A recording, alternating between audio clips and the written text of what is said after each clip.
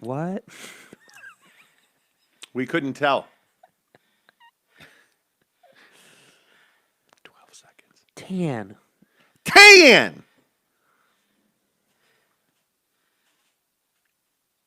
3, 2, 1. Suck it. This is Monty in the Morning, the show Phoenix Magazine readers voted #1 talk radio show in Arizona. #1 during your morning commute. #1 whenever news breaks during your day. And #1 whenever and wherever you want to talk sports. Now it's time for Monty in the Morning. Hey, yo, man. Happy Tuesday, June 22nd. Tomorrow's my official wedding anniversary, by the way. Wow. Happy Tuesday, June 22nd, 2021. We've got a lot to get to today. We have got to get to trading Rudy Gobert. Should the Jazz trade Rudy Gobert? Jake wants Ben Simmons to replace Mike Conley. Thinks Ben Simmons is a better three-point shooter. Direct quote. Right. Is Suns in 4 guy a mistake? Are the Suns going up 2-0? And what kind of smokers should I get? And why the F are wings so expensive right now? We'll talk about all of that. But right now what you should do is you should absolutely hit the subscribe button on our YouTube channel. And by the way, if you're listening on our audio podcast, amen to you. Stitcher Radio, Spotify, you guys are amazing. Apple, all of you that subscribe to us on Apple iTunes, we really appreciate you. Our audio podcast continues to just do tremendous numbers for us. We appreciate that. If you're listening on YouTube, you can always just search The Monty Show. Hello. Wow, my voice almost went away. You can get on Google and search The Monty Show. MONTY, The Monty Show is where you will find all of our stuff on Google, including our audio podcast. And, of course, our YouTube channel, which is where you should hit subscribe. Because when we get to 1,500 subs, we are going to give away an Xbox Series S on this show. And we are rocketing up the charts. We're just about at 1,100 subscribers. Good save. Good that save. was a good save. Just about 1,100 subscribers. So go ahead and give us a thumbs up and hit subscribe. And why don't we immediately get to work on your Utah Jazz, because all this fervor over Rudy Gobert. So let's put it to bed once and for all. Should the Utah Jazz trade Rudy Gobert? You know he is a defensive genius. He is arguably the best defensive player of his generation. He is arguably the most impactful defensive player of his generation. But man, is he a liability on offense and in the pick and roll defensively. If the LA Clippers series taught us one thing, it's that Rudy Gobert cannot guard wings, and the Jazz had no depth to answer that. So is Rudy that much of a liability that the Utah Jazz should trade him? I would tell you he is not. And I would remind you of a couple of other things that go along with this conversation. The Utah Jazz are coming off of one of their best seasons in certainly the modern era, but arguably the best season in the history of the Utah Jazz regular season. Best record in the NBA. Nearly led wire to wire. The Suns gave him a run at the end, but the Jazz hung on, even without Donovan Mitchell. They went from 5th last year to the #1 record in the NBA this year. That's a tremendous jump. They won a playoff series, which they hadn't done in the last couple of years. That's a nice move forward. But you can't help but be left with a bad taste in your mouth. And you want to find somebody to blame. Rudy Gobert's not your Huckleberry. Does he need to get better? Yes, he does. But here's one thing you should also remember.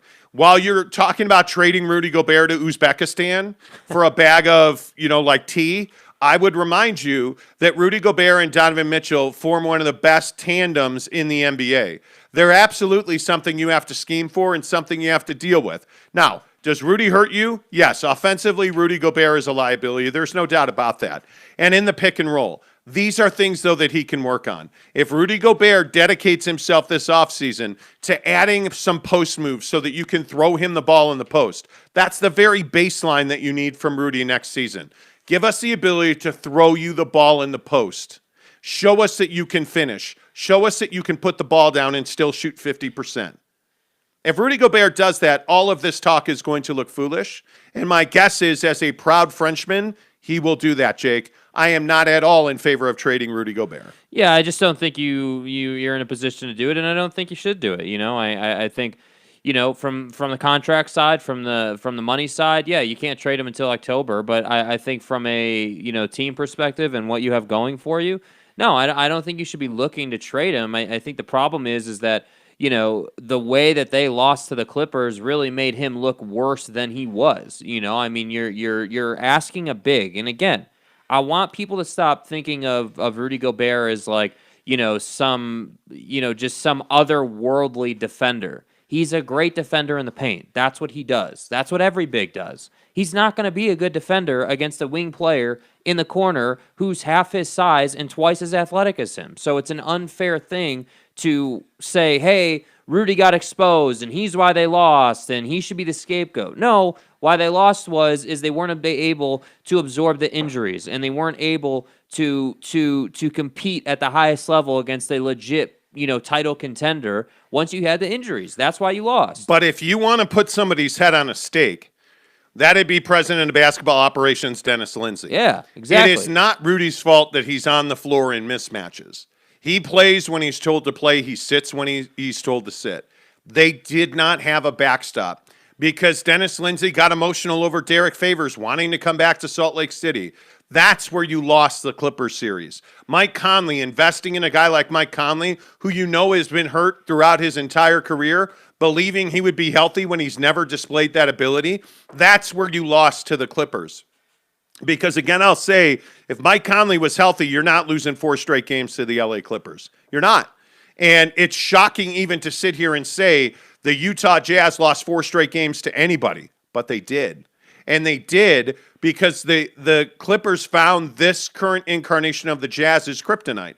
And that is Rudy Gobert in isolation in the corner against guards. And in this particular situation, against an athletic wing that A, dunked on him, and B, shot threes repeatedly because Rudy didn't even pop out to the corner. Yeah, and I think, too, Rudy talked about after the game and in his immediate availability that the Jazz had schemed defensively to leave Terrence Mann open, that they had specifically told Rudy to rim protect instead of going out there to contest those shots. So that's why I say it isn't really a, hey, Rudy sucks problem, because he doesn't suck, but he does have a specific use, and that's the thing. And we talked about this yesterday. And I think a lot of people in the media have talked about the fact that the Jazz have a lot of guys who have one skill set. They do one thing really, really good for you, as opposed to a lot of things really, average or really good for you, And so I look at Don. He's somebody who can do a lot for you. But then you look around the rest of the roster, and you're like, okay, Bogey's primarily a shooter, can give you some paint scoring here and there depending on the matchup. Jingles is primarily a shooter. You asked him to try to play point. That didn't really work out too great for you. He can do it, but it's not really the best, the best way that you would use him. So I just think that the roster has to get, the word I'm using and the word I'm going with is more dynamic. You need to get rid of these guys that are one skill set players. You need to bring in some guys, even if they're younger guys that aren't as experienced, who can do more for you. Because again, I still believe in Quinn Snyder's ability to develop some of these guys. That's why you saw Bogey's, paint game come back. That's why you saw some of these adjustments made. So I think you have a guy who's capable in Quinn Snyder. You just got to get players who are more pliable and can do more things. Yeah, and I think one of the things that you have to realize is Rudy Gobert is pretty much untradeable right now. One, you couldn't even by rule trade him until October. So all of this idea that, oh man, we're going to trade him for Ben Simmons and be better off, and we're going to talk about your stupid tweet yesterday in a minute. But anyway, Yeah, the point is, everybody's like, oh, Ben Simmons, he's a facilitator. You're not trading Rudy Gobert to the Sixers, who already have Joel Embiid. You're not trading Rudy Gobert to the Sixers. You can't trade him till October. You're not going to be able to just snap your fingers, pick up the phone, and be like, all right, we're trading you Rudy Gobert. Give us everything you got. Like, nobody's making that deal. If you called somebody October 1st and said, we'd like to explore a Rudy Gobert deal, they're going to leverage you. You're going to lose that trade no matter how you slice it. He is just now starting that $205 million deal, by the way. Remember that.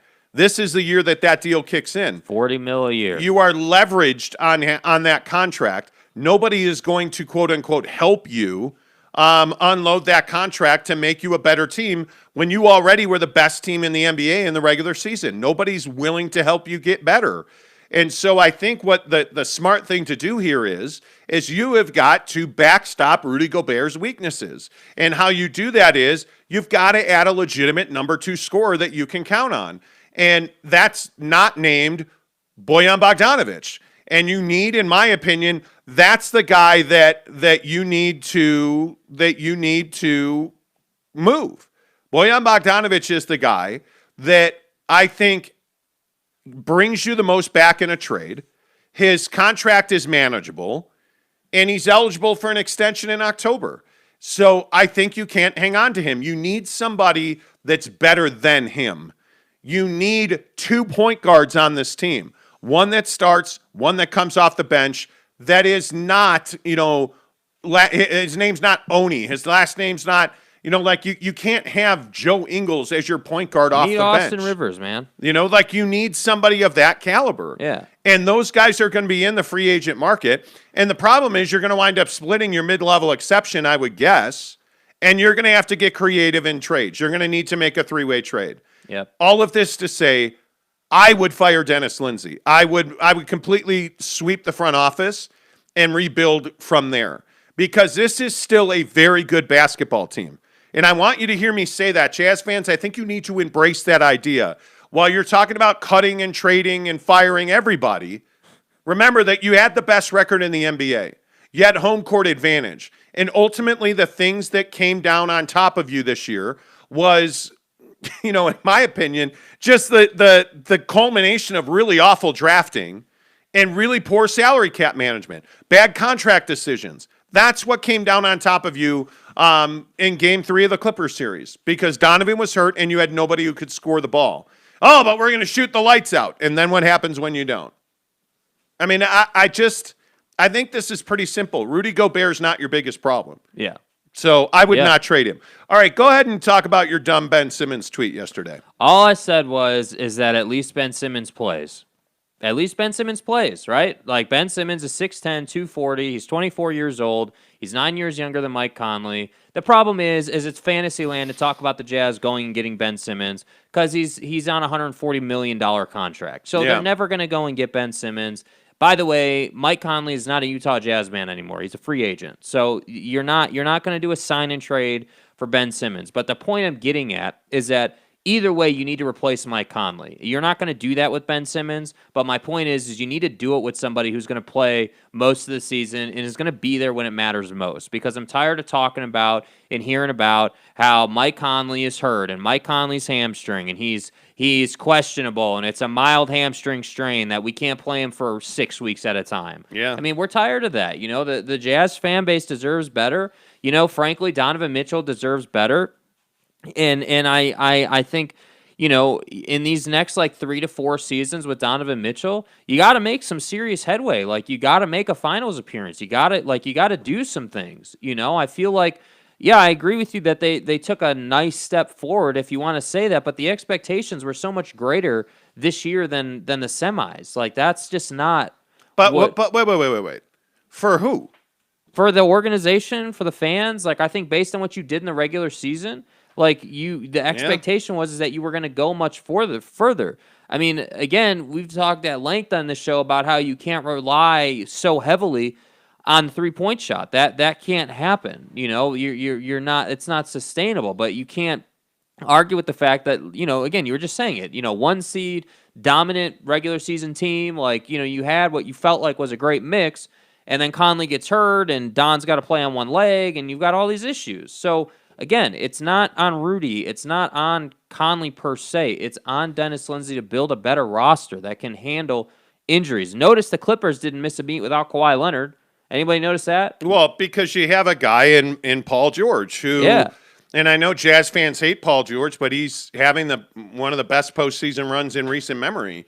I mean, he is a dominant force right now, but you're also getting contributions from young guys in the depth that you brought in. I mean, Reggie Jackson for $1 million a year was a phenomenal signing. And, if you look at the way the Clippers are built, hell, if you look at the way the Phoenix Suns are built, they drafted really well, they developed really well, and they added some key free agents. That's the formula. You don't trade, no. We could go over the Mike Conley deal over and over and over again. I'm just telling you, you don't trade young talent to get an aging veteran who's always hurt. This is why I exclude Will Barton as a possibility for the Jazz. I don't want another point guard that's always hurt. Yeah. Will Barton never plays a full season. Never. He rarely even plays 70 games in a season. I'm not trading for that guy. I'm not signing. He's a free agent. I'm not signing that guy. If you haven't learned your lesson on injury-prone point guards, I don't know when you will. And frankly, a lot of people in the comments right now are asking, what free agents you're going to sign. I don't even know that you could pick one out. I have a list of every free agent that's available this year. You don't have the money to go and sign a free agent. Yeah, I mean, I think your process, really doesn't start with free agency. The process starts with, firstly, obviously, with Ryan Smith deciding whether he's going to fire Dennis Lindsey in that front office or not. And if he decides to keep Dennis Lindsey, which I do think would be a mistake, but let's say he does decide to keep him, what does Dennis Lindsey decide to do with this roster? Because my feeling is if it continues to be his roster, there's not much change that's going to happen. I mean, obviously, you're not going to re-sign Mike Conley with what he wants to be paid. But I would guess that you would add a point guard, and you would just do some small little things this offseason, and you try to run it back. I mean, that's what all the players said in the exit media availability, if that's what you want to call it. But I just think you can't expect to make a finals run with the same roster you had. Because again, the other thing that we're not talking about here is this season, and everyone deals with injuries, but the fact is the Lakers were not the Lakers, right? They were injured all year long. So what you did this season to get to the 1 seed and get home court advantage and all that great stuff is not going to be good enough next season. That's the real truth of it. So I don't want to see the same roster from this season come through next season and have finals expectations. And frankly, even if Kawhi Leonard doesn't go back to the Clippers, they've got the money to spend to replace him. Yeah. The Clippers are going to be better. I think the Denver Nuggets are going to be better. I think the Phoenix Suns aren't going anywhere anytime soon because now Phoenix is going to be a destination for free agents because they're in the Western Conference Finals, whether they win or lose. You're going to argue that they were a player away. I mean, there's just all of this momentum, if you will, in the Western Conference that's working against the Jazz. The Jazz are in a very important moment in time. And that's why I say Ryan Smith knows if he's going to keep his front office or not. And I think it will be tragic, frankly, if Ryan Smith keeps his front office and the status quo, if they just leave everybody in place, Quinn Snyder, Dennis Lindsey, everybody's is in place. That's a huge mistake. And it tells you that you're happy being who you've always been. And when you do something because that's what we've always done, you're always making a mistake. It's always the wrong thing to do. Yeah. And to me, if you don't fire Dennis Lindsey and clean house in that front office, you're doing the same thing you've always done, and you're going to get the same result you've always gotten. And Dennis Lindsey has not shown you, and really look at this with an objective viewpoint. What has Dennis Lindsey done that makes you think he can build a championship contender? Because this Jazz team, and I tell you this all the time, we really try not to say I told you so. Yeah. But we've been talking about this Jazz team in this light for 2 years. This is not a championship contending team. They were not a championship contending team this year. I had an argument with a guy on YouTube yesterday, and I told him, hey, go back and listen to any of our shows that we did. One of the very first shows I think we ever did on YouTube about this was about the Jazz not being good enough. Mm-hmm. You know it when you see it. The Jazz lack athleticism. They lack their own talent.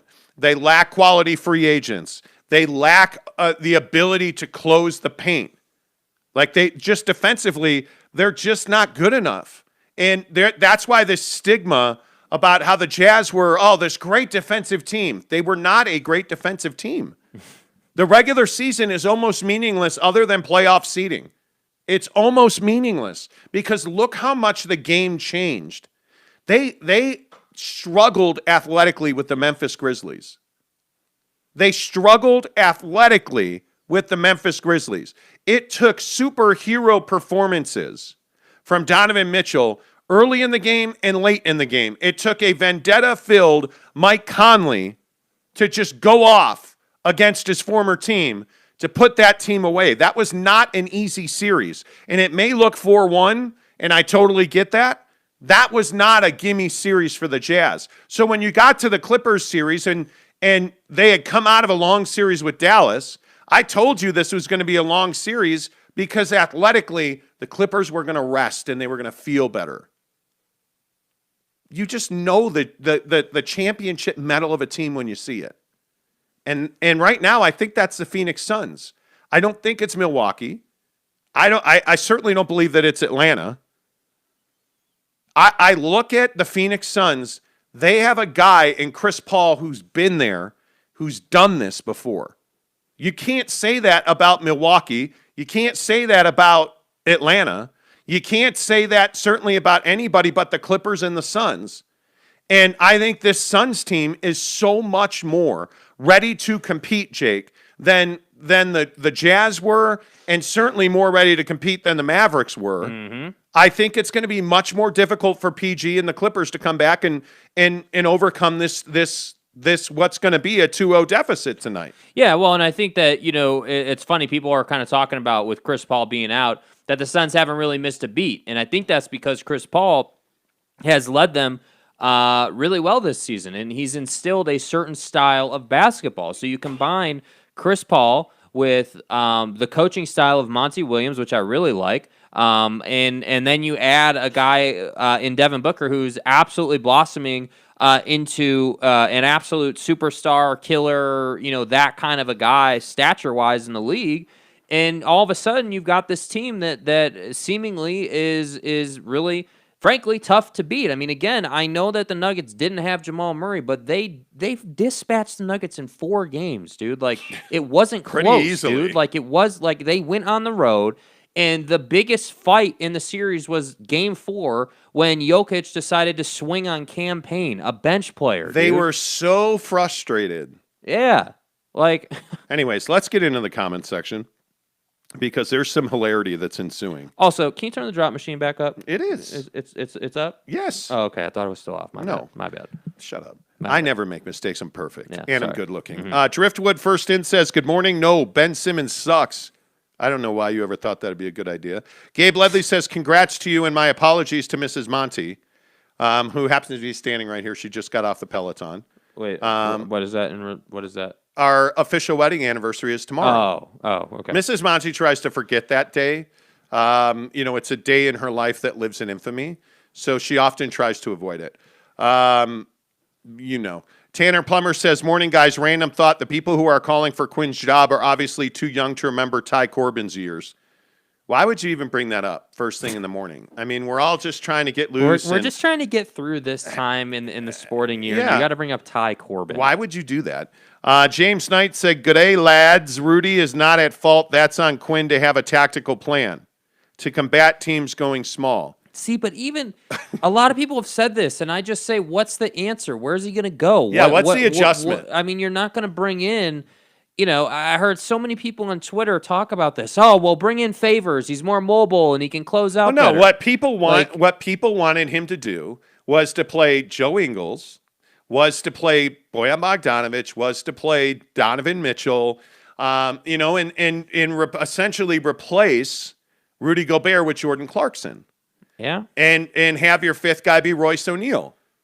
Well, who's going to rim protect? Because the issue with that theory and with that plan is Bojan Bogdanovic can't keep your mom in front of him. Yeah. He lateral defense on this team is a huge problem. It went left to right defense is a huge problem. Yeah, and athleticism. Athleticism is a huge problem. Donovan Mitchell could not move in the Clippers series.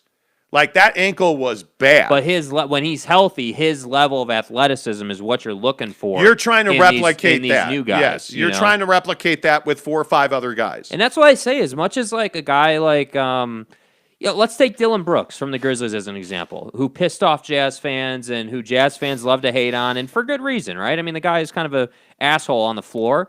The guy can play incredibly good defense on many different levels of the defense. He can play at the top. He can play on the block. He can even, if he's guarding someone his same size, he can play paint defense too.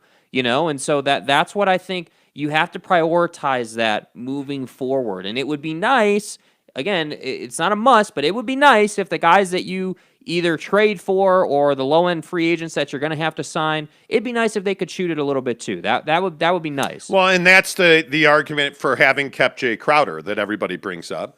Jay Crowder didn't shoot the three this well when he was a Jazz man. Well, I can tell you that. I don't ever remember him shooting at this level. But I just think that you all of the people who are screaming for Quinn Snyder's head, you tell me what you would have done differently. How would you have handicapped Mike Conley being out? It's not Quinn's fault that Mike Conley's his point guard. He has no say in that. I mean, in all seriousness, Mike Conley is a really good point guard when he's healthy.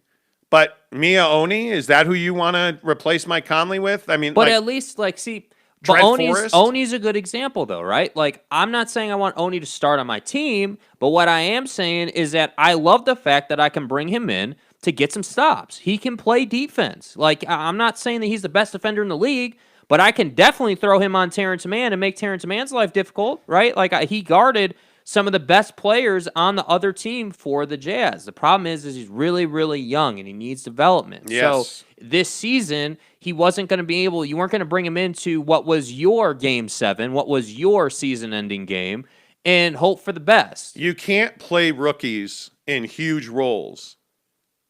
With some exceptions, you can't play rookies and young guys in huge roles and expect to win a championship. Unless you're Terrence Mann. You just can't. But he's not the reason they'll win a championship. Yeah. No, he drops 150 on the Jazz in that game and then disappears in game 1. And then, oh, by the way, comes off the bench and hits a big three for them. Yeah. You cannot. I'm just not a guy. Look at the Clippers. Why are the Clippers able to come back on Dallas and Utah? Because they're led by guys like Kawhi Leonard and Paul George and Nick Batum and Reggie Jackson. It's a veteran-laden team. Yeah. And those are the ones that win championships. Look at who's won recently. Golden State was a battle-tested team. The Lakers last year were led by LeBron and AD, and Kentavious Caldwell-Pope's not a rookie. And Morris was on that team? Yeah, they have the wrong Morris because Marcus Morris is shooting the lights out for the Clippers. But anyway, here nor there. My point is, you can't have expectations of a guy like Trent Forrest, which is why you never saw him in the postseason. And I want people to understand this is why when we talk about the draft, this is why the draft matters. This is why blowing pick after pick after pick after pick, Dante Exum missing on Devin Booker for Trey Lyles. You can't make those mistakes and live to see another draft. Yet Dennis Lindsey has for a decade. Yeah. And he's the guy that's at fault here. That's your problem. So everybody's screaming for Quinn Snyder to get whacked. I find me a coach who would have made better decisions. And right? And would them whacking Quinn Snyder make you feel better? Like, because I feel like some of the Quinn Snyder talk is just Jazz fans wanting someone's head on a stake for getting eliminated in the postseason. Like, I legitimately think that that's part of why the Quinn narrative is so rampant. And also, by the way, you've got guys like Stephen A. Smith and Max Kellerman on ESPN, rolling out that Quinn should be fired, which is just those guys are always going to give you like the headline shock jock line. Their job is hot take guy. Yeah. So when you really get into this team, it's so obvious that Quinn had nothing to do with it, that it is all about the fact that he was so limited with the roster. Yeah. Anyway, Tanner Plummer says if the Jazz move on from Lindsey, who should they get? Danny Ainge? I mean, it would be a coveted job. I mean, there's not an executive in the NBA who wouldn't want to run the Jazz. And by the way, are you going to criticize Ryan Smith for signing Danny Ainge? Probably not. Is someone going to say, hey, that was a dumb signing? Probably not. Local guy? No, probably not. Yeah. Eric and Raleigh says trade Mitchell and get a package of players back. I just can't do that, dude. I'm not. What are you talking about? And this is kind of, I was tweeting with Eric yesterday, and this is kind of what I'm getting at, man. Like, you're not trading the foundation of your organization. If you're trading Donovan Mitchell, Now you're talking about just burning the whole thing down. You might as well Why would fire you do everybody, that? dude. Like, Why would you trade like it doesn't Donovan make any Mitchell? sense, man. Do you understand that Donovan Mitchell is arguably a top 10 player in the NBA right now? Donovan Mitchell is your Michael Jordan. Yeah, what are like, you Donovan talking Mitchell about? is your guy. He also says the Jazz can't sign anyone. They're $21 million over the cap. Well, actually, they can sign people. Yeah. They have a 5.9 mid-level exception. They have $5.9 million that they can send and trade. And they can make trades. They're not going to be able to go and sign a mega free agent, but when has this team ever signed a mega free agent? That's not how they operate. And with that in mind, that's why it's so important to me to move on from Dennis Lindsey. You got to get a new era of guy in that office. eBay the Sofa Surfer, sign Dinwiddie or trade for Terry Rozier. Jared Allen, if they could work a deal for him. Yeah, see, like, if you had Jared Allen, I feel like, and I'm not sitting here certainly saying that Jared Allen is a better defender than Rudy Gobert, but Jared Allen certainly gives you more options offensively than Rudy Gobert does. Yeah, my guess is Dinwiddie would cost you $15 to $18 million. Now, he's coming off of a significant knee injury, but he's about 100%. He really wanted to play in the second round for Brooklyn, but I mean, he's going to get 15 to 18 million bucks. And I don't know how you fit that money, but I would love to have Dinwiddie on the team. I think Spencer Dinwiddie's a hell of a player. Yeah. Mitchell, Eric and Raleigh says Mitchell is the only piece that has any trade value. No, I would that's just not true. See, with all due respect, and Eric and I have go back a long way. I just think you don't know this roster well enough. If you're saying that you should trade Donovan Mitchell, no. If you're saying he's the only one with trade value, no. I think we've talked a lot about, Bojan Bogdanovic, for everything he does not do, is an elite three-point shooter and has shown now grit and toughness, and he only makes $18 million. And if you really want to get aggressive about guys who have trade value, not that I'm advocating for this, but if you really wanted to make a deal happen, Jordan Clarkson could get brought up. He's got a ton of value. He's a sixth man of the year. You don't want to lose him off the team. Manageable deal. But yeah, he's a deal that you could move if you needed something extra to get a big deal done. Again, I'm not advocating for it, but I'm just saying he's a piece that you could look at. What you cannot do is extend Joe Ingles and Bojan Bogdanovic. Yeah. You cannot But do see, that. if Dennis stays, I have no doubt that they will get extended. Seriously, can we sit here and say that if Dennis Lindsey stays, that those guys won't get extended? I think that's a huge mistake. I don't hate Dennis Lindsey, but I don't have faith in his strategy and in his decision making. And really, I guess the best way to say it, when you take the draft into account, is I don't have faith in his talent evaluation, whether it's him, whether it's the scouts that he hires, whatever it looks like. I don't have faith in his ability to say, okay, this is the guy that we need to go and trade for because he's got a lot of athleticism, he can play good defense, and we don't have to pay him $20 million a year. We can pay him $8 or $9 million a year, and he can go ahead and earn a bigger contract for the 1 year that he's with us. Well, and I think when you look at where the Jazz are in 2 seasons after next year, they have a lot more flexibility. The problem is obviously you're paying Donovan 30 and Rudy is 38 million or whatever it'll be. And Bojan's still going to be on your cap at that point for like 30 million. So that's why I say Bojan Bogdanovic is the guy you're looking to move. I think we have to ask the question too, and I would throw this out to Jazz fans as well for your thoughts. Like, don't we have to ask how much of a step back are you willing to take to get your money right? You were 1 seed this year.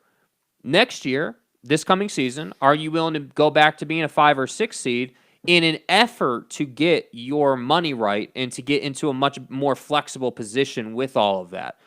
So my point is in reality, are you willing to trade Bojan? Are you willing to get out from under Jingles? Are you willing to move these guys to correct your cap situation with the trade-off and accepting the fact that you're going to be a lesser team? Is that a reality? I don't know. The hard decision is Joe Ingles because he's I think this coming season, next year will be his last season with the Jazz, cap-wise. But looking at some of the other numbers, Jordan Clarkson's only owed $28 million. Yeah. He's very tradable. Royce O'Neal's a guy to me that you also look at moving and upgrading because Royce, other than being a three-point shooter, and he does good things. He's a good defender. He gets after it. He is a high motor player. He got you some critical second chance opportunities in the Clippers series. But on the whole, Royce O'Neal's just a guy. He's not somebody that's irreplaceable. He's not an elite player. He doesn't do anything exceptionally well. Yep. I would tell you that, he to me, Royce O'Neal and Bojan Bogdanovic are your two most tradable players. Both have value around the league. Both would be, players that you would welcome onto your roster. So I think they absolutely have tradable pieces. Jackson says drafting is like 80% luck. Okay, not. when you select Trey Lyles instead of Devin Booker, that's not luck. When you look at, and I mean, if you want to do this, we can do that. If you look at why would we call the draft luck? So are you sitting here saying that the Jazz identifying Devin Booker as luck? Like, are we sitting here saying that Luka was that Luka was a number 1 overall pick because he was lucky? Like, that's not how the draft works. I mean, I understand that, certainly the lottery is pretty straightforward most years, but you got to understand the time and effort that goes into scouting these players. I mean, it's not like these NBA teams just show up to the draft and like, all right, well, we're drafting 5,800 overall. This guy's available when it comes around, so we're just going to take him. I mean, that's not how it works. The draft is about identifying a player's top end. And in 2014, the Jazz drafted Dante Exum at 5. Marcus Smart went 6. Julius Randle went 7. If you go down the list, Zach LaVine went 13th. TJ Warren went 14th. Now TJ's been hurt. So, yeah, maybe leave him out. Gary Harris went 19th. A lot of experience with Gary Harris, don't you? Yeah, I mean, you can look at the fact that Jazz took Rodney Hood at 23. Clint Capella went 25 in that draft. Bogdanovich went 27th in that draft. I mean, the draft mistakes, Joe Harris went 33rd in that draft. I mean, the draft mistakes out of the Jazz in 2014 are too many to name. And, if we go to 2013, go back another year, you start looking at the Jazz draft history and you're just like, okay, Shabazz Muhammad. Giannis Antetokounmpo went right behind Shabazz Muhammad. So it's like, what were you looking at? Like, how did you not? Dennis Schroeder went 2 picks later. Shane Larkin. Shane Larkin's in Europe. Okay, fine. Tim Hardaway Jr. went 24th in that draft. Reggie Bullock, making a huge contribution to the Knicks right now, went 25th. Then you traded for Rudy Gobert, who went 27th. I can go up and down. I can go up and down this list. Every year, the Jazz made a draft mistake. Like, if you look at the way that you hung on to Enes Kanter too long, look at the fiasco with Gordon Hayward. If you look at the agonizing decision on extending Derek Favors, why did you extend Derek Favors all those years ago? I don't know either. Like, you're consistently making mistakes. The draft is not luck. If we look at the following drafts after, like, we could go up and down this list. The year you drafted Trey Lyles, what was the next pick? Devin Booker was the next pick. Terry Rozier after that. All these we guys. could go over all of these names that are on this list are better than. Hell, Kevon Looney's in that draft, and I'd rather have Kevon Looney than Trey Lyles. Are you kidding me? Yeah, well, and I think, if you're, again, not to directly call out dude who said, the draft is luck. Jackson, if it's luck, then how did the Warriors build a championship out of the draft? Again, let's not forget that they won, 2 championships before KD showed up? They built that thing out of the draft. The Warriors are all about the draft. The whole thing. Literally their core, Steph, Clay, Draymond, all those guys. And by the way, on their roster right now, they've got guys who are contributing for them this season out of the draft. So I'm not going to sit here and say that the draft is luck. What I'm going to sit here and say is that the draft is what makes or breaks you, because you can't win a championship in any sport, in my opinion, by quote unquote buying it, because the Warriors didn't buy a championship. They had what they needed to win a championship, and they just got lucky enough to be a team that KD would consider. That's what happened, frankly. And they were willing to pay him and pay luxury tax and do all that. Baseball's the only exception to this rule. That's it. I mean, But even in baseball, sometimes I feel like, yeah, you can buy pitching, or you can spend a lot of money and get a lot of good bats and do these you things. have to draft pitching and buy position players. But somehow in the postseason, it's funny how there's always that one moment where Mr. Nobody comes up and gets you that one base hit you need, or gets that one out you need, or just that one thing that you need to survive the series, and you go on and win. Or so, like, that's why I say in sports, it's never, you don't buy rings, right? Like, yes, you can spend a lot of money to help yourself. At the end of the day, the guys that you draft are going to come back. Like the Chiefs.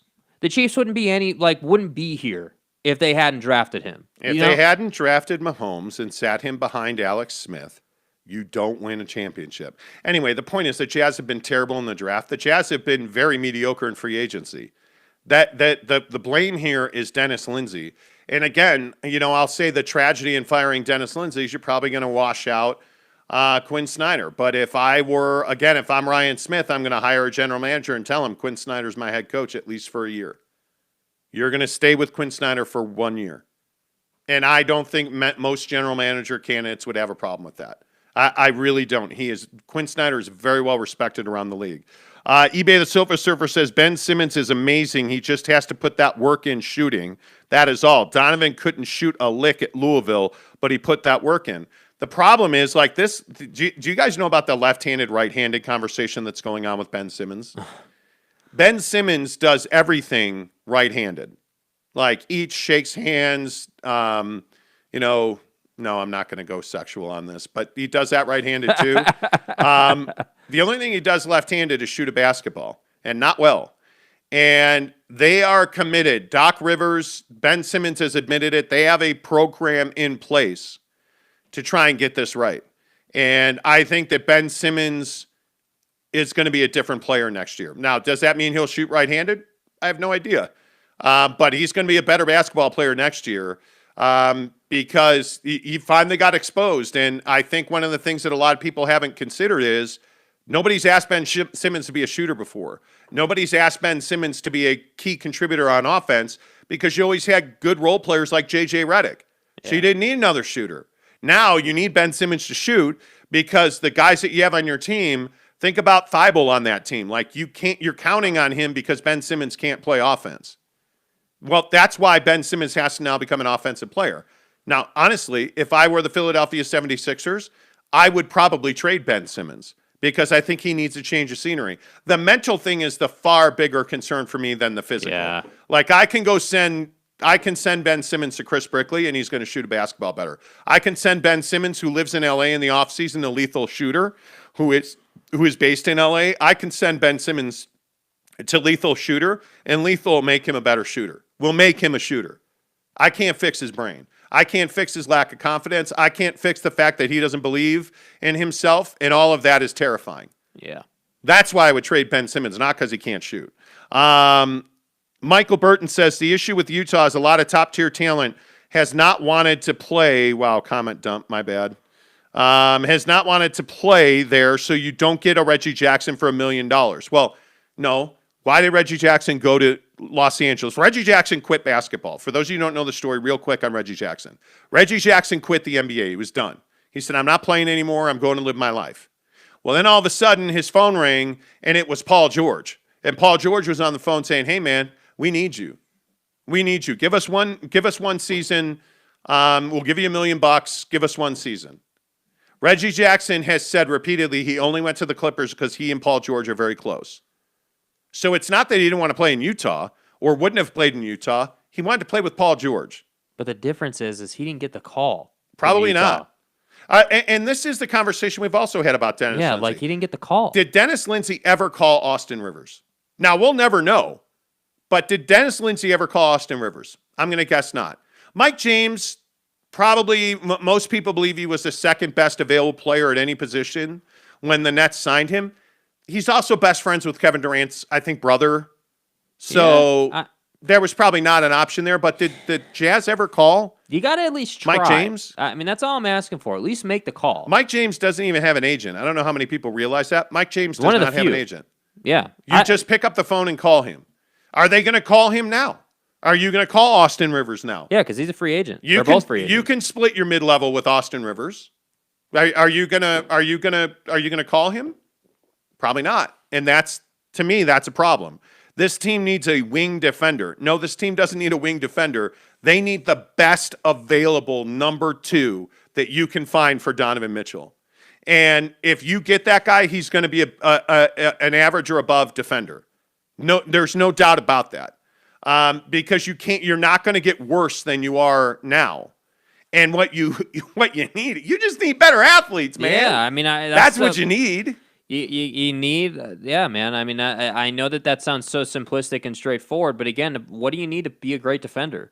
You firstly need great athleticism. Yeah. And then once you have that athleticism, okay, now we can, teach you to be a disciplined defender and not leave your feet and all the things that go into playing great defense in the NBA. But firstly, you got to have the ability to keep up with the offensive player. Yes. And they don't even have that right now. Yeah, I agree with that. Edgar Garcia says, "What's up, my boys? What's up, Edgar? Good to see you." Eric and Raleigh says the Warriors are going to be back next year too. Yes, with a vengeance. Another great point. I mean, that's James what I'm Wiseman saying. will be healthy next year. That's what I'm saying, dude. Like you have all these teams that had a bunch of injuries, and the path was just a little bit easier this year. Next year, it's not going to be like that. Leon Dree Unreal says, "Let's bring back Hayward and get rid of Conley. That would solve our biggest problem." Okay, I'll move on because anytime we bring up Gordon Hayward's name, I mean, like, the show melts down. Yeah. LVL 307, Clippers versus Suns is the championship. Yeah, probably. James Knight says, "Monty, you had the Jazz winning the Clippers series. You sure have backflipped." I think what I said was I thought it'd be a 7-game series. And what I said was it's an incredible collapse that the Utah Jazz lost to the Clippers because you're up 2-0. You have home court advantage, right? And you lost 4 straight to the Clippers. It's an incredible collapse. It is inexplicable. You were in a 3-game series. They didn't have Kawhi Leonard. It's an inexplicable collapse. I actually think losing this series is more of a collapse than the bubble 3-1 last year. I mean, it is mind-blowing that the Utah Jazz lost to the Clippers. I can't even believe it. You're telling me that you couldn't go to LA and win. You're telling me, oh wait, you couldn't win that game 4 at home. Yeah, that's what I was going to say. Or game 5 at home. It doesn't even matter if you couldn't go to LA and win. I mean, you lost at home. It is earth-shattering that can't happen. They lost. And that's why I think it was so demoralizing, frankly, for the fan base because, all season long there was almost like this mystique about the Viv where it was like, man, even before the fans came back in full force, it was like, man, we're going to the Viv and this is going to be a really tough game. Like they're going to shoot like 55% from 3 and we're just going to do the best that we can and we're going to plan not to win a game there, like in the regular season. I mean, legitimately, like that's how it felt when you played the Jazz. And then all of a sudden, the Clippers come along and they have some piece of crap head coach in Ty Lue that can't make adjustments, and you're like, all right, the Jazz are going to walk through this team too, and it's going to be Suns and Jazz in the Western Conference Finals, and that just straight up didn't happen. That just didn't happen. So, and again, that didn't happen because the Clippers have more athleticism, and that's why they're able to absorb injuries because they can keep up with you. Yeah, I'll be interested to see how all that works out. Like, I think this Jazz front office thing is amazing. But no, I don't think I flip-flopped on the Jazz at all.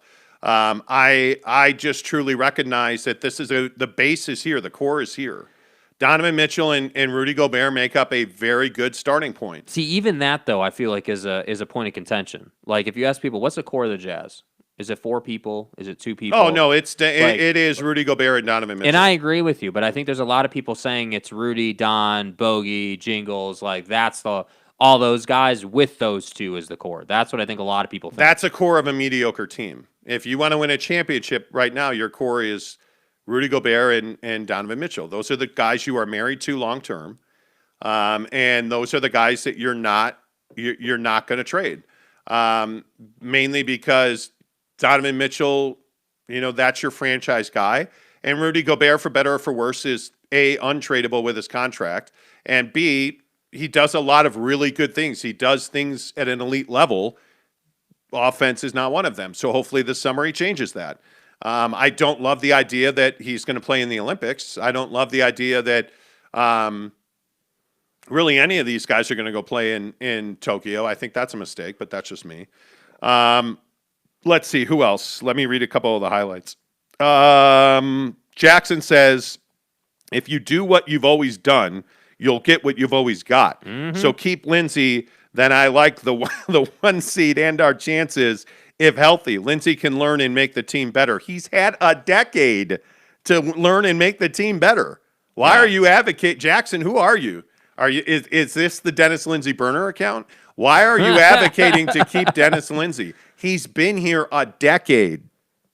And there is nobody that's going to think who's going to say Dennis Lindsey is drafted well. How is Dennis Lindsey drafted well?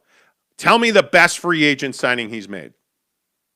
Where's the move that was like, well, man, there's one trade, and it is Donovan Mitchell. The Donovan Mitchell, Trey Lyles deal with Denver is a great trade. Changed the fortunes of this team.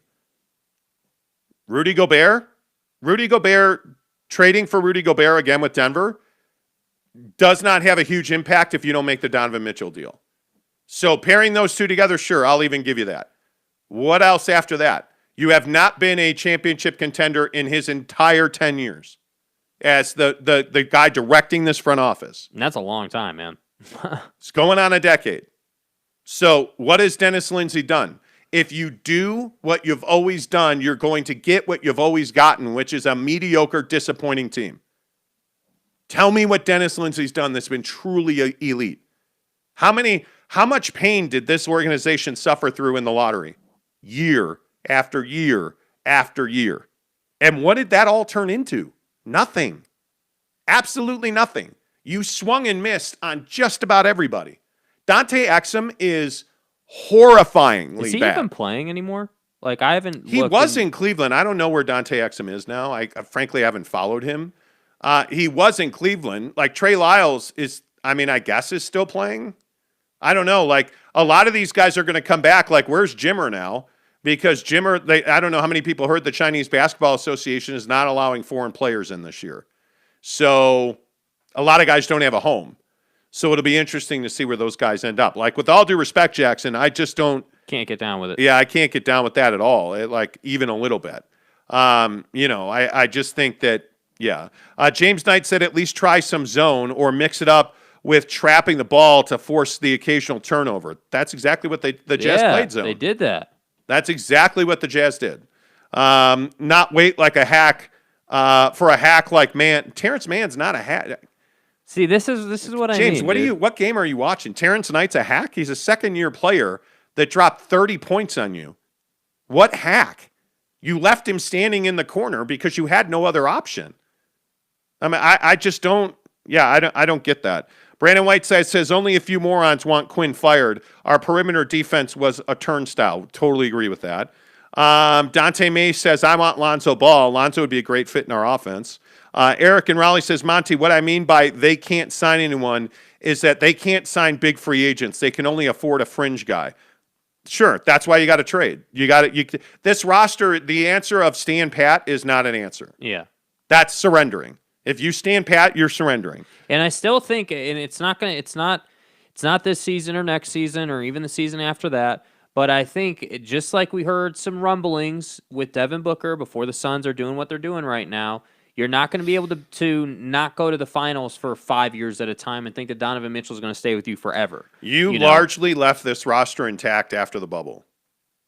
And it got you you had a much better offseason. Or a regular season, rather, excuse me. You went from 5th to 1. That's great. You won a playoff series. That's an improvement. But you still feel the same way you felt a year ago because you think I just think Dennis Lindsey and this Jazz organization don't know who they are. It is the cardinal sin in professional sports. You got to know who you are and where you are. And I just don't think Dennis Lindsey has his hands on that. I really don't. Jackson says, yeah, and Donovan should have been the number 1 pick. How lucky was it that we got him at 13? I don't think anybody thought Donovan Mitchell should have been the number 1 pick.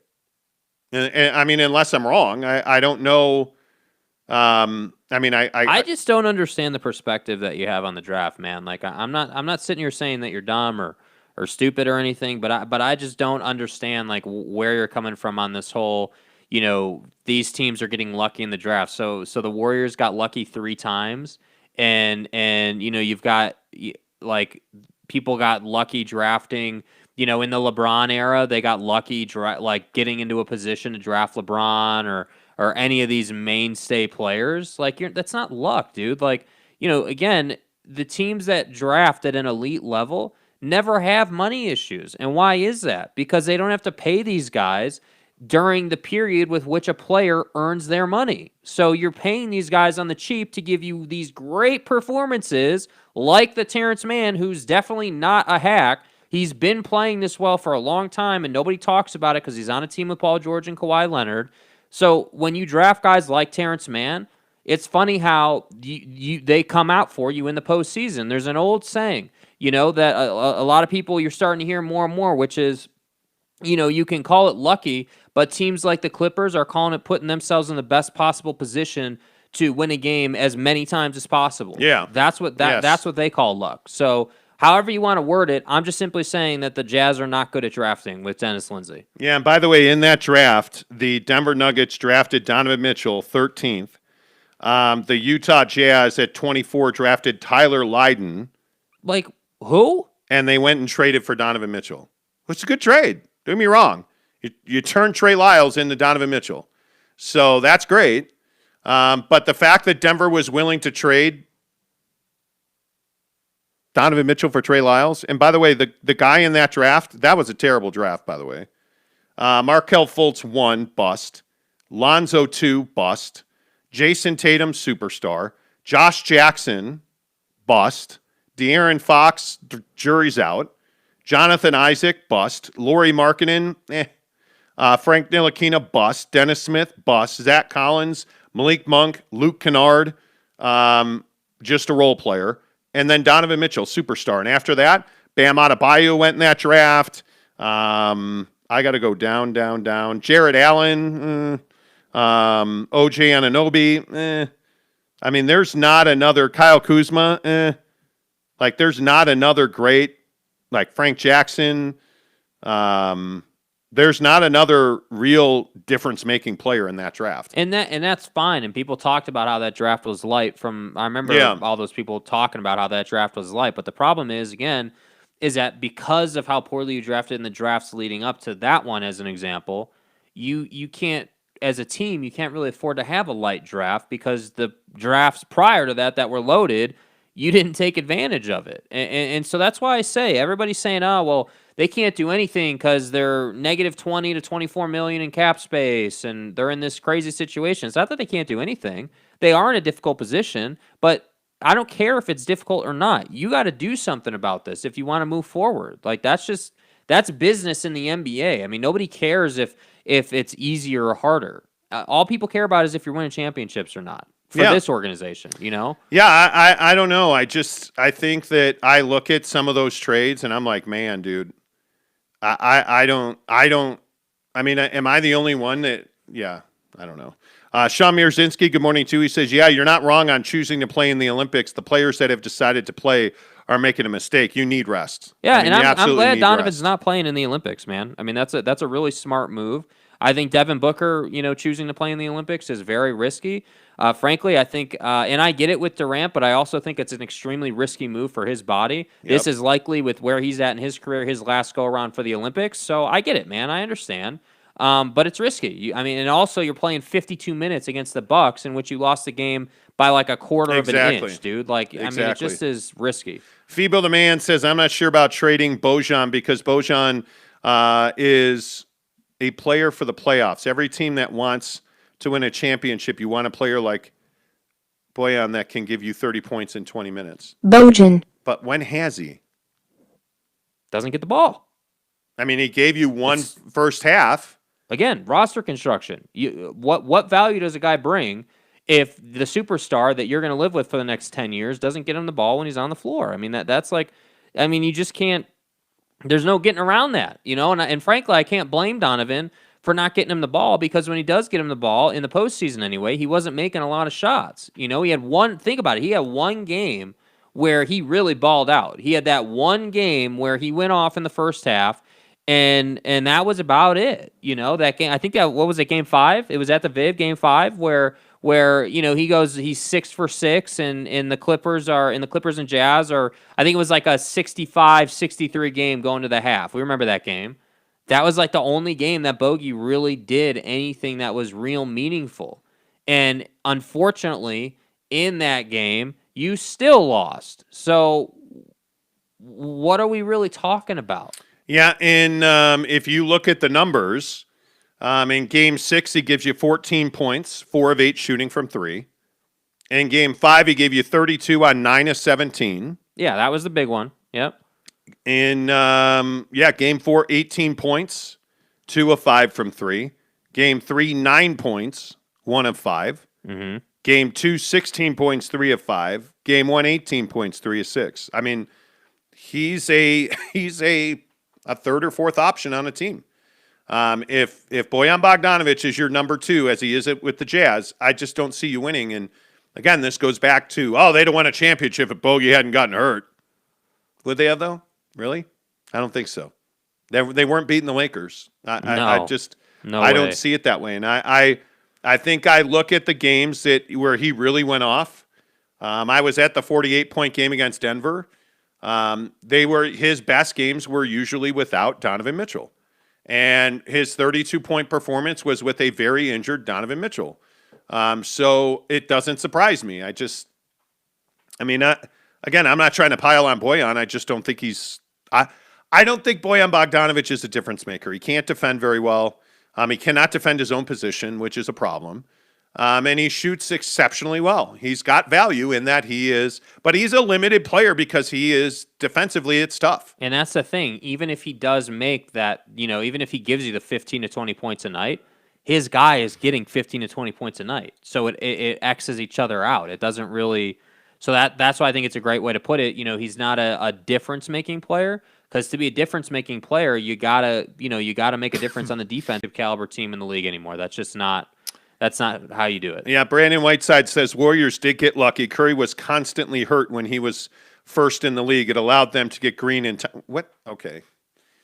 Man, that's just one of the silliest takes I've ever heard. Did they get lucky when all the pre-draft scouts were saying that Curry was too small and he didn't have the ideal NBA build and all these things?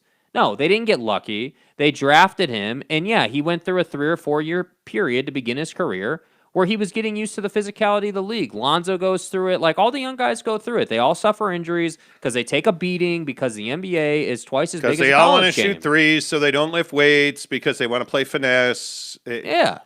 Anybody that says that the Warriors got lucky, frankly, you just don't know what you're talking about, or you're just trying to stir the pot. Because the way that the Golden State Warriors developed Clay, Draymond, and Steph, they turned Steph Curry loose. And they said to Steph Curry, go do what you want to do. Go be you.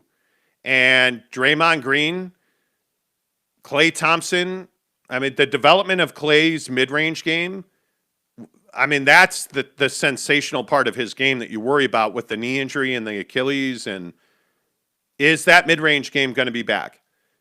Because Klay Thompson's never been a guy that flies to the rack. He can, but he's never been a guy that tries to get in the paint. Klay Thompson wants to shoot the ball. Yeah. And that's what you worry about. There's no luck involved in the Warriors winning championships. They're role players, the Iguodalas, we can move on from that.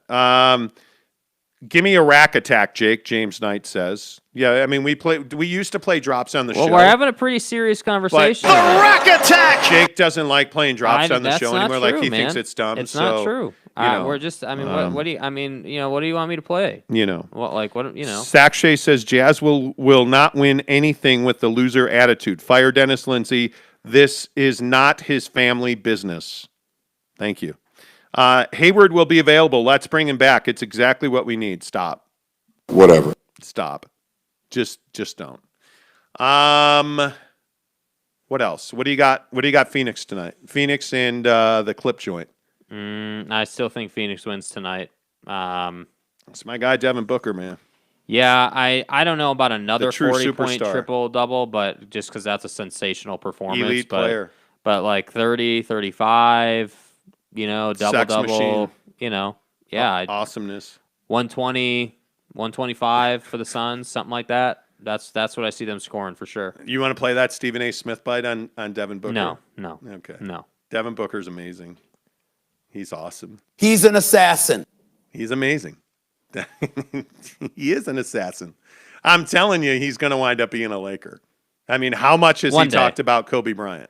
Yeah, once he needs, let's say that he goes on to win a championship this year as a Phoenix Sun. I think that expedites the process, but we'll see. Yeah, I think we'll see. He wants to be, it is what it is. What do you make a Suns in 4 guy?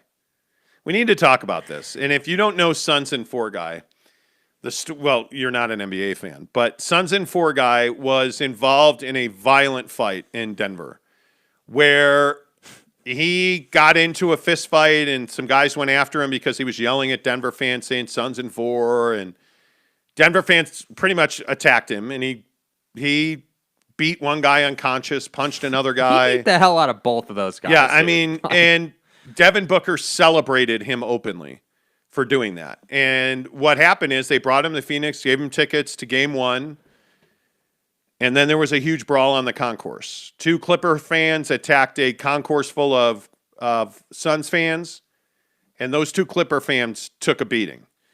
And then the Suns released a statement yesterday saying that's not who we are as a fan base. This is not who our fans are. My fucking ass. We are savages in that box. But, like the Suns released a statement saying we're better than that. Let's be better than that.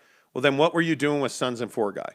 What were you doing bringing in a guy who did the exact same thing that you said you're better than, highlighting him, giving away Suns in 4 guy T-shirts, like making him a celebrity, having droves of fans following him around asking for his autograph at Suns Arena, and then you say you're better than that and this is not who we are as an organization. I support the Suns. I think what James Jones has done in turning that organization around is nothing short of spectacular. Speaking of drafting well, I mean, I think they're all on the right path. Their one misstep this year has been Suns and 4 guy. And I think Gabe Ledley, Lopes fan Gabe on Twitter, made a really good point. We have packed arenas with people who've been pent up for a year and a half. Mm-hmm. There's going to be some of this. Yeah. And the thing that I can't believe is, like, what brings you to a point where you're going to punch another person in the face? Like, I can't even imagine doing that. Yeah. I've seen some of that playing pickup basketball. Like, I've seen some of that. I've never thought about punching a guy in the face. No, I would never do it. I just will never get in a physical altercation. And I just don't understand the randomness of that. Yeah. I mean, it just is I don't know. We're trying to sit here and rationalize the irrational. I just think that from an organization standpoint, you can't have your superstar player, the face of the franchise, trying to send Suns and 4 guys signed book jersey and tickets and doing all this great stuff for him and celebrating him, because it's encouraging it. And I just think that, it's not good enough. Like, to me, you can't unwind the clock. So, yeah, you're going to release a statement. Rex Chapman's going to do a video on your court. And, you got all this stuff that you're doing and you're checking the boxes. But that's really all it is. You're just checking the boxes and saving face for the organization. When in reality, there's probably going to be another fight. There's probably going to be more, stuff that happens. And it is what it is. But we can't have Devin Booker encouraging it. Dominic Gonzalez says, I don't think that their fault fans are really stupid. The Suns in 4 guy was self-defense. Okay. Sure, at the beginning when they punched him, that was self-defense. When you had a guy who looked passed out leaning over seats and you continued to punch him in the face when he was not coming at you, and that was not self-defense, that was savagery. And when you're trying to get at the second guy and you're punching him in the face when he can't defend himself, that's self-defense? No, it's not. That's being a savage. Yeah. And there's no place for that in society. Like this ridiculousness at the Suns game on the fight on the concourse. I mean, it's literally a crowd of people, and you're getting into an all-out brawl. I mean, it started with those 2 Clipper fans and the Suns fan, but then everybody turned into was like talking 6 junk. guys. Dude. Everybody was talking junk. Yeah. And what were they yelling? Suns in 4! Yeah. They wanted to be the next viral sensation. And it that's turned what out happened. you were. And then the Clipper fan punched one guy in the face, and then all hell broke loose. And there is no excuse for this. This was not self-defense.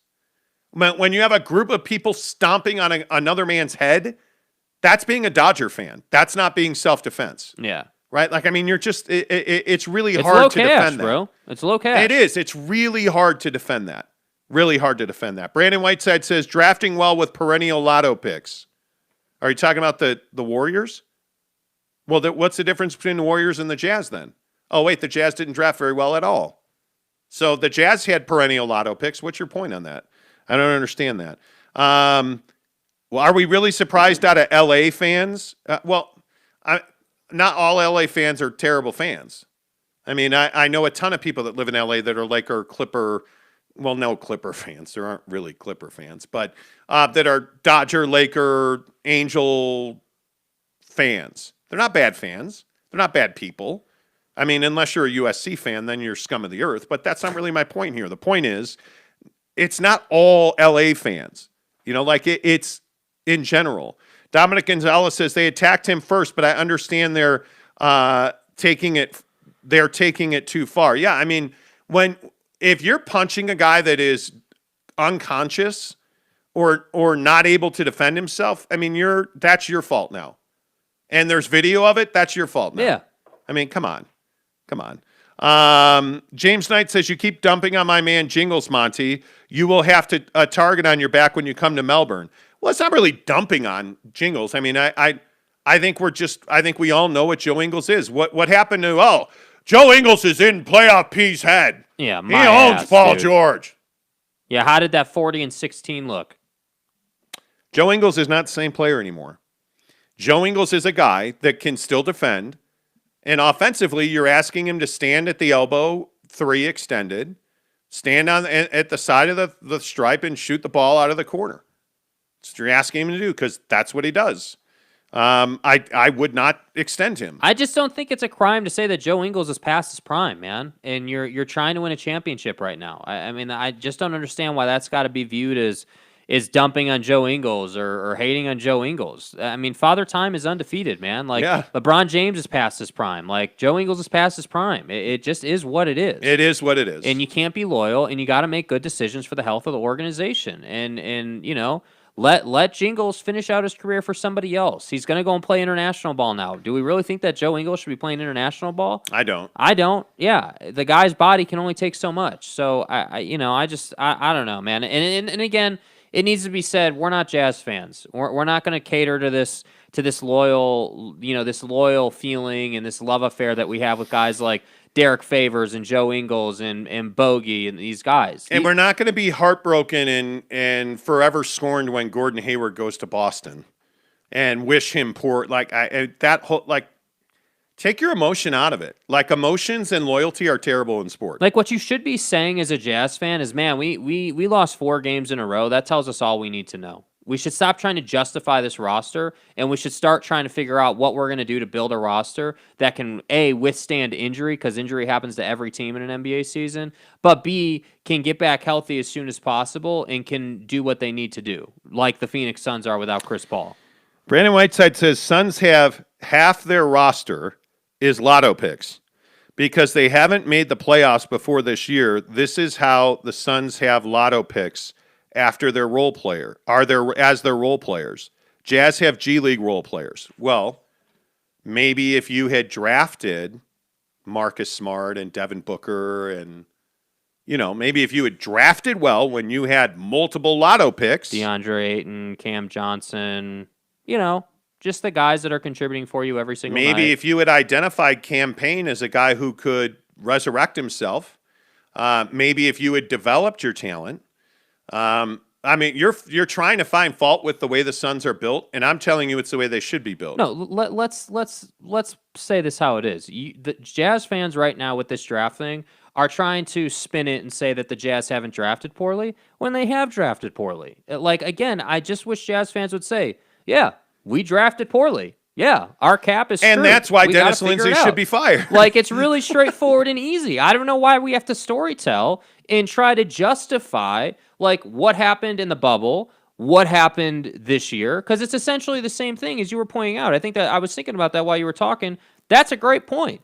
Everybody's saying, oh, well, we would have won if we had Bogey. Well, you had Bogey, and you didn't have Conley this year. So what is it? Oh, that's right. It's a roster full of guys who can't help you in multiple ways. You're relying. You're like a Lego toy. You miss one piece, and all of a sudden you don't have the toy anymore. You know, you got to get better than that. You have to be better than that. A Lego toy. Yeah, I mean, that's what you are. That's the best example that I could think of. You know, you've got all these pieces that work together, and if you're missing one piece, you're no longer the team that you want to be. You cannot be built that way. That's not how this game works. Jazz have drafted poorly. However, a lot of the years they have not been a lottery team. It's not okay. Do we have to pull it up again? You drafted Trey Lyles directly in front of Devin Booker. Not in the lottery. You thought Trey Lyles was a better player than Devin Booker. How are we getting away from that? I was on the air with Kyle Gunther that night and was told I was stupid and don't know what I'm talking about. Oh, Trey Lyles is a great pick. Oh, my God. Should have drafted Devin Booker. You're in position. Oh, man, you're in position. Here we go. Jazz are going to get Trey Lyles. Huge mistake. And I'll go back to Dante Exum. How did Dante Exum do in college? Oh, wait, he didn't play college. Okay, well, he was a pro then, like Luka Doncic. How did he do as a pro? Oh, wait, that's right. He didn't play professional basketball. You know. You drafted a guy who had never played a single meaningful minute of competitive basketball on Dante Exum. Don't believe he had gone through puberty at that point either. That's probably too much. The point is, you drafted a guy who'd never played competitive basketball, didn't have a body, wasn't built, and you thought that was a good idea. And you're trying to justify that you missed on picks that weren't in the lottery. And on top of that, you're trying to say that the teams that did hit in the lottery and the teams that did have successful drafts got lucky? Come on, guy. Come on, dude. Come on. Like, I don't. This is where I say, okay, Jazz fan, you're storytelling yourself to death. I mean, that's what this is. And again, hear me clearly. I'm not calling you stupid or calling you dumb, but I am calling you a storyteller. You're trying to sit here and say, well, you know, all these other teams, you know, they had lottery picks, and that's how they were able to get to where they are. Did the Suns not draft Devin Booker at like 13th or 14th? Right? Here's from 2009 forward. Eric Maynard, Goran Sutan, Gordon Hayward. Okay, Gordon was a star.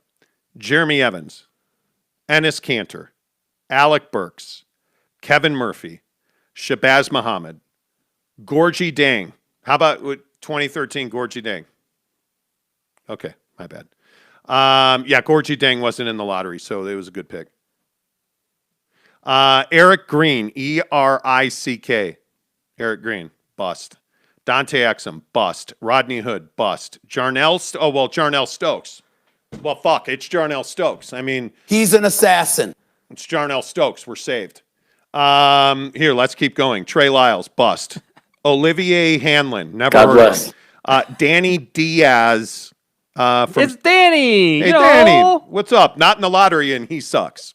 Torian Prince, bust. Isaiah Whitehead, bust. Joel Balamboy from Ukraine, bust. But he went to Weber State, and we got him in the second round. That means he's going to be as good as Dame, right? He sucks. Marcus Page, who? Tyrone Wallace, where? Tyler Linden, your mom. Josh Hart. Josh Hart. Good pick for the Lakers and now for the Pelicans. They turned Josh Hart, The Jazz drafted Josh Hart, who was turned into Anthony Davis for the Lakers. Solid. Thomas Bryant. Nigel Williams-Goss. 3 names. You're screwed. Grayson Allen. Good player for Memphis. Vincent Edwards. Darius Balsley. Wait, whoa. Justin Wright Foreman, another 3-name guy. He sucks. Udoka Azubuike. Well, I mean, the ankle, and he was going to be a big contributor, still hasn't. And then don't forget Saban Lee from Vanderbilt. 2nd round, 38th pick. We're saved. Find me. Do you see what I'm saying? It's Those are not luck, all of bro. Dennis Lindsey's picks, plus some going back a little bit. And you're calling this luck? And you're saying that not all the picks were lottery picks?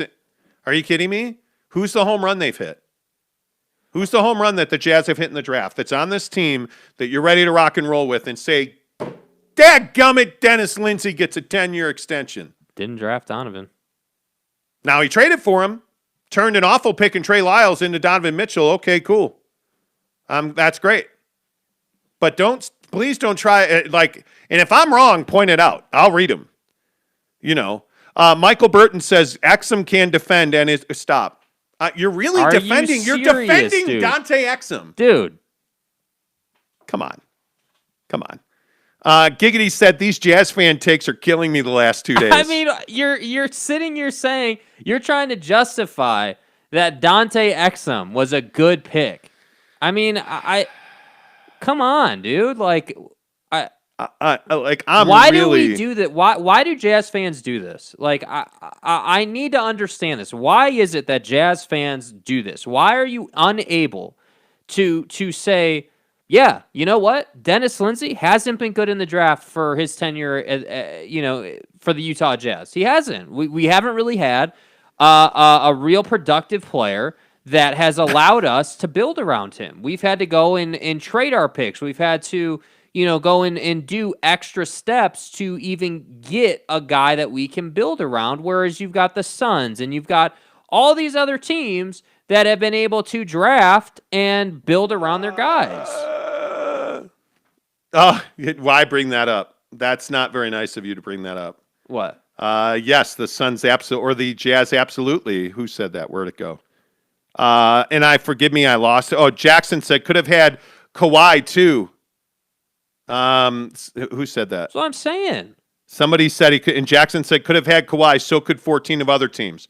Okay, let's here's how that. We're not talking about 14 other teams. I think that was 2011, right? Like- Here's the 2011 NBA draft. Number 1, Cleveland took Kyrie Irving, superstar championship. Great pick. Number 2, Minnesota, Derek Williams. Yeah, he sucks. Bad But pick. number 3, the Utah Jazz.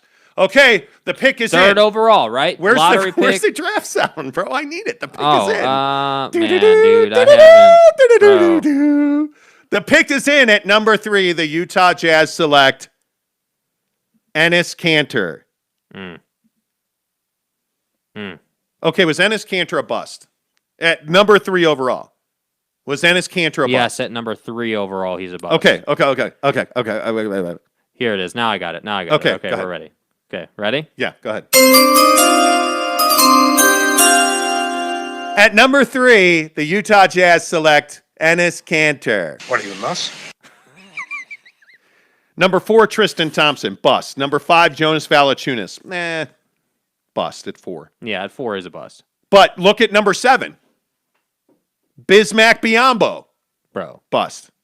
Number 8, Brandon Knight, bust. Number 9, Charlotte, Kemba Walker, turned into a star franchise player for them.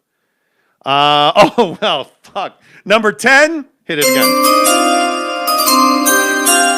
At number 10, the Milwaukee Bucks select Jimmer Fredette. Who's going to say it?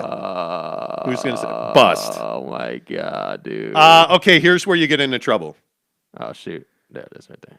Yeah, okay, go ahead. Number 11, the Golden State Warriors select Klay Thompson. Uh-oh. Okay. But that was a lucky pick. That was a lucky Luck. pick. It was Luck. a lucky pick. They didn't develop They him. didn't scout him. No, they Nothing. didn't know what Klay Thompson was. Total luck. Yeah, total luck. It's fine. Who's on the clock at number 12? The Utah Jazz. The Utah Jazz select Alec Burks from Okay, fuck you. from Colorado. So wait. Wait. You've had 2 picks. Enes Kanter, Alec Burks. Okay, here's why you should fire Dennis Lindsey. 13, Markieff Morris. 14, Marcus Morris. Here we go. 15. The Indiana Pacers select freakazoid weirdo out of San Diego State, Kawhi Leonard. Multi-time finals MVP and NBA champion. Number 16, Nikola Vucevic. Quality player at 16. But you go down this list, bro, there's some guys. Oh, by the way, who at number 30, the Chicago Bulls select from Marquette, Jimmy Buckets. Hey. Look at all the superstars. You took 2 busts, and there's like a list of guys who've got rings. Wait, in this draft, earlier in the draft, the Jazz took who? Who is it that they took? Enes Kanter and Alec Burks. And then, so at 30, I believe Jimmy Butler is one of the best players of that draft. Yes. At 30, they selected Wait, him. play the thing again. Got to play the thing again. At number 31, the Miami Heat select Bojan Bogdanovic. Whatever. I should probably stop. We've probably gone too far now. And Brandon White cites this. I don't like Dennis Lindsey. I'm just saying Suns first round picks. Okay, why do you keep talking about the Suns having lotto players on their roster as though they've done something wrong? Yeah. I don't understand that.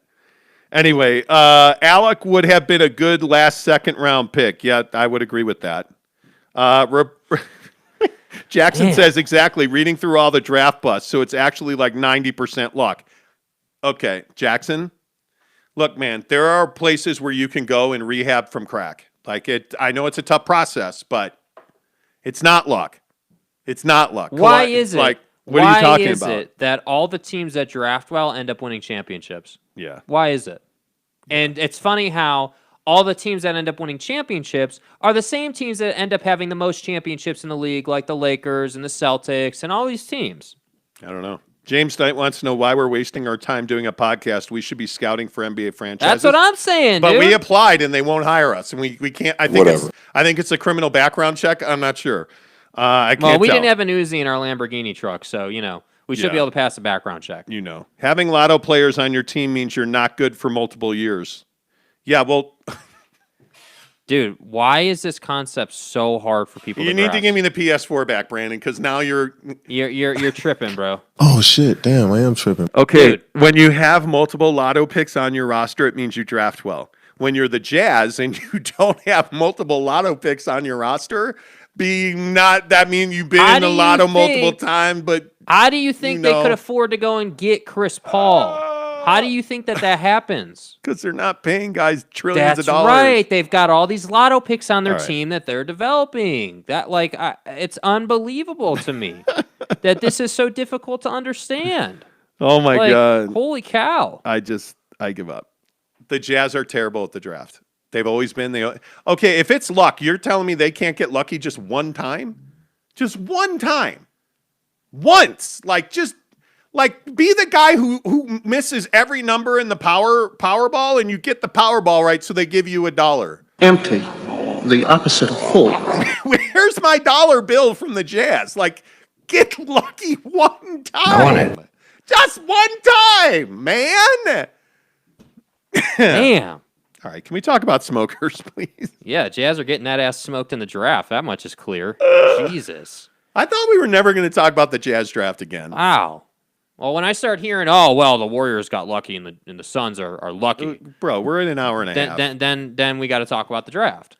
All right, I want to buy a smoker. We. 2 O's in smokers, boys. Right, 2 right. O's. Yeah, Smooker? What kind of smoker is the best kind of smoker? I'm partial to Traeger. Traeger! I think is probably the best one, but I like Big Green Egg. I've had 1,000 people tweet at me, so I need the verdict now. What is the best brand of smoker? We didn't get lucky with Stockton, Malone, Eaton, D. Will because Dennis Lindsay wasn't fucking here. Will you put 3 and 7 together and get 4? Dennis Lindsay wasn't here, man. My head hurts. We're talking about the draft with Dennis Lindsay, not Frank Layden, not your mom. Dennis Lindsay, man. What the? Your mom. You're so fucked. Oh my god. Oh, dude. Giggity says, I recently bought a Camp Chef and love it. Oh my God. Anyway. Man. Dude. What do you mean, John Stockton? That was 20 years ago, man. Are you serious? Like, Hell out of here with that. like, seriously. Oh my God. Okay. Well, the Lakers didn't get Johnson. Like, what? Well, the Bulls got lucky that the Portland sucks at the draft. What? Anyway, okay, we're out of time. Yeah, everybody is a lot of. Brandon says you should look at Blackstone griddles. I'm reading. No, I'm not doing the draft. I'm going to get a Traeger smoker. My wife's going to be pissed, but I'll smoke her avocados on it. That sounds like a sexual thing. Yeah, that is that does. a euphemism? We'll smoke some. What's an erection? Yeah, we'll smoke some veggies on there, and everything will be good. Some kebabs. Yeah, and then we'll smoke everybody says to smoke pizza and cheesecake. Cheesecake? Can you smoke a cheesecake? You and your mom are hillbillies. Yeah, apparently we are hillbillies because I ain't smoking no squirrel or rabbit. Although if you're not watching Gordon Ramsay Uncharted, that show's really picked up. I really have enjoyed that show. Yeah, it's a good show. It's bad, dude. It's really bad. It's like really bad. I need to block the comments. Stop. Now it's all no. Now it's like all kinds of superstars. Well, they didn't get lucky when they moved. Yes, the Patriots got lucky when they drafted Tom Brady, I guess. Yeah. At 300th overall. Play the music. We have to go. It's an hour and 32 minutes long at this point. See, when we start right at 6:30, it causes problems. Yeah. Because then we have these long, winding conversations about your John Stockton and your mom in the draft. Yeah, and your mom shows up, and then, Make sure you hit subscribe. Make sure you hit subscribe. We're giving away a Xbox Series X. S as in Sam, as in Stockton.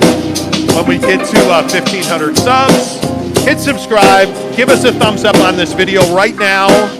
And we'll be back tomorrow with reaction to the Suns and Clippers game 2. Until tomorrow. No, I'm not doing it. Until tomorrow, say goodbye, Jake. Goodbye, Jake.